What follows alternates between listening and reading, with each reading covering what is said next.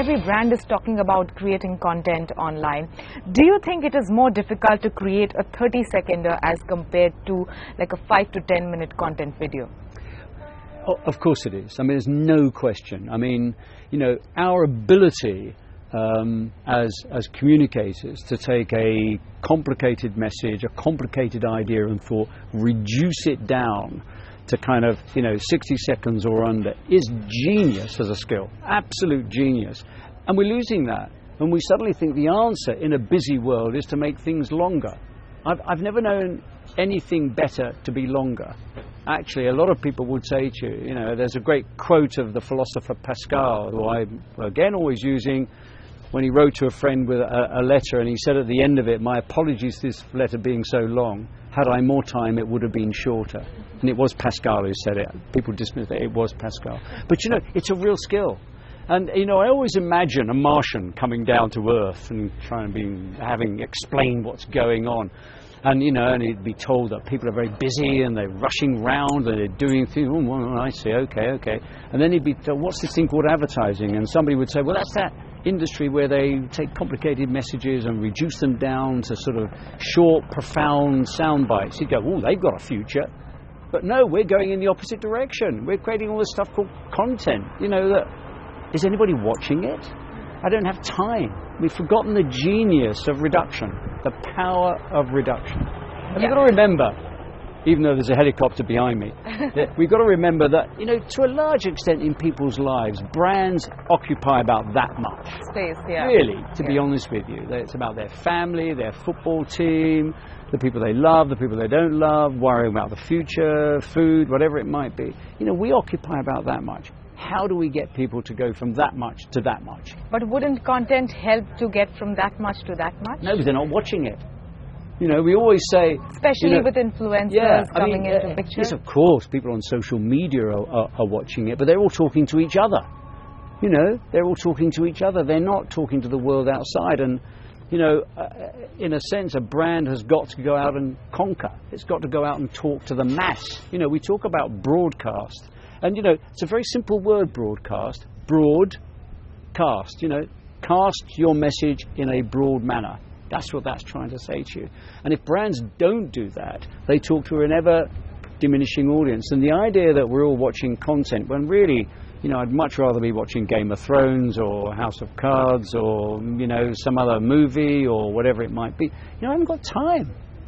You know, really, are you seriously thinking I'm going to do that? Now, I think there is a value in content, in information. I would use content as information. So I'm searching, for instance, whatever, you know, and I go, gosh, you know, I'd like to make a pasta with kind of, you know, I don't know, whatever, ingredients. And I go online and Barilla, who make great pasta, show me how to make a great pasta with those ingredients. Now, that's a piece of content that I want. But it's information. And that's what I think content can be. The idea that content is going to be, you know, I'm going to watch it because it's entertaining. I haven't got enough time to watch the things that are made as entertainment, as opposed to brands trying to pretend they're better than HBO. Do you genuinely think you're better than HBO? Let me tell you, you're not. And let me tell you something else. You never will be. All right? So do what you're good at. There's so much of technology around us, you know, creatives that never had access to technology before to display their creativity have like a mobile phone to make videos and edit it right there on the mobile phone, or let's say an iPad or even a DSLR. But, you know, as a head of the agency, how do you judge whether this particular creative person holds a long-term promise to stay creative within an agency setup? Well, I think that's a very good question. I think there's no doubt that one thing I absolutely applaud is that we've democratized creativity in the sense, because I always say, you know, a definition of creativity is an expression of self. You know, that's the way of defining creativity. And I think it's great that we've opened up access to these things. But you've got to remember too that part of creativity is craft. The ability to tell that message in a way that sticks. It's not just having an idea, it's finding out how to tell that idea and make it really stick. And I think the danger is today that everybody thinks they can do it. And sadly, everybody can't do it. They might think they're being wonderfully creative, and they are, but are they being creative and very profound? And again, it's a quote I love, which says, You know, we're all artists. It's just some of us shouldn't exhibit. And how do I wade through this stuff? And that, you know, we're creating so much stuff. How do I wade through it? And the answer is to be actually even more creative, and that you want better and better creative people. And that way you might succeed. And I look at other industries. You know, I don't look at the advertising industry and say, oh, what are we going to do?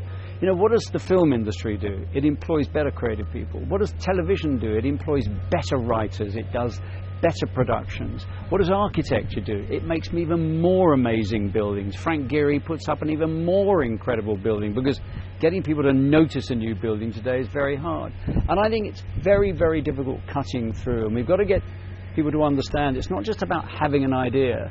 It's having an idea that touches people. That's what you want. And that takes time and talent, and it takes training, and it takes craft, and all of those things. So as wonderful as it is, remember, the principles remain. You know, they don't really change that much. Everybody can pick a paintbrush up. You know, I always said, you know, a pencil has existed for a very, very long time. It still exists. It still exists. Doesn't mean to say everybody's a great writer. Even though they can write their name and write a sentence, doesn't make you a great writer. You know, what would a 21-year-old John Hegarty be like in today's agency setup? Well, I hope he'd be much the same as he was when he was 21, which was challenging, provocative, forcing his point of view out there, you know, trying things all the time, creating all the time, on the basis that eventually something is going to happen. But learning too. The other thing I think is really disappointing about young people coming into our industry today, they don't know what went before. They have any sense of the history of advertising. And we must be the only creative industry that behaves like that. You go into any other creative industry, you want to be a painter, you want to be an architect, you want to be a filmmaker, you want to study opera or fashion. You would know about the history of those industries. You would understand them. You'd know who Mies van der Rohe was. You'd know who Frank Lloyd Wright was. We as an industry forget too quickly, and we don't therefore learn. You know, I'm looking at work and people say, you've got to see this as something amazing, and I go, did you see the Cannes Lion that won in 1984? It was really outstanding. It was better than that. No, what was that? You know, it's ridiculous. Imagine saying to an architect today, have you seen Frank Lloyd Wright's building? Who? You'd laugh, wouldn't you? But our industry, they don't know. It's ridiculous. My concern is, you know, I do say to creative people, how many have sat down and watched the 50 Grand Prix Lions for film over the last 50 years? How many of you watched it? It takes about an hour. I'm not asking you to do a lot, and it's stunning how few have. You should do it. Part of your education. You'll learn so much. So having asked that question, what is the most important quality that you look in a creative person while hiring into your agency today? Well, there are a huge number of things, you know, the ability to have an idea, taste, but in the end, you know, I love enthusiasm. Enthusiasm to me is one of the most profound things that we possess, and I think our industry, more than any other industry, survives on that. It's called energy, you know. And a friend of mine, he's a poet and he understands words, and he talks about this a lot. And of course, he said to me, you know, he talks about God is just energy. That's all God is. That's why religious paintings had light coming out of them and hearts and all that. So he said, John, it's just energy. And he was talking about enthusiasm, and he said to me, you know, John, the origin of the word enthusiasm, the etymology of the word enthusiasm, is it comes from the Greek, and it means to be with God. Isn't that wonderful? It's beautiful. It's beautiful. So, John, we are at Cannes, and what is the most important thing that you learned at Cannes Lions this year? Well, I'm hoping to see some wonderful work. I'm hoping to be inspired.